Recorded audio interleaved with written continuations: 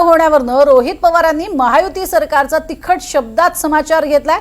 सगळ्या योजना फक्त मतं मिळवण्यासाठी आणल्या होत्या असं रोहित पवारांनी म्हटलंय। तर दुसरीकडे कोणतीही योजना बंद होणार नाही असं आश्वासन मंत्री उदय सामंतांनी दिलंय।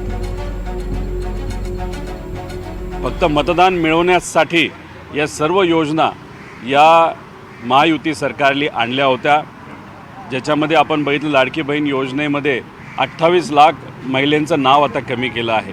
त्याच्याचबरोबर धार्मिक पर्यटन अशी एक योजना त्यांनी आणली होती, ती योजना बंद केली। शिक्षणाच्यासाठी काही योजना आणल्या होत्या, त्या त्यांनी बंद केल्या। आनंदाचा शिदा ती योजना बंद केली। याला दोन प्रमुख कारणं असतील। एक, फक्त लोकांचा वापर करून हे आता लोकांना विसरलेले आहेत। इलेक्शन संपलं की विषय संपला, नाही तर दुसरे कारण असू शकतं।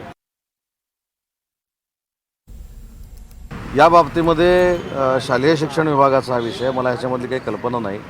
परंतु सरकार चालवत असताना देवेंद्रजी, शिंदेसाहेब आणि अजितदादा हे एकत्र मिळून विचारविनिमय करून सरकार चालवतात। त्याच्यामुळे एखादा निर्णय जर घेतलेला असेल तर तो कशासाठी घेतला याची मला कल्पना नाही।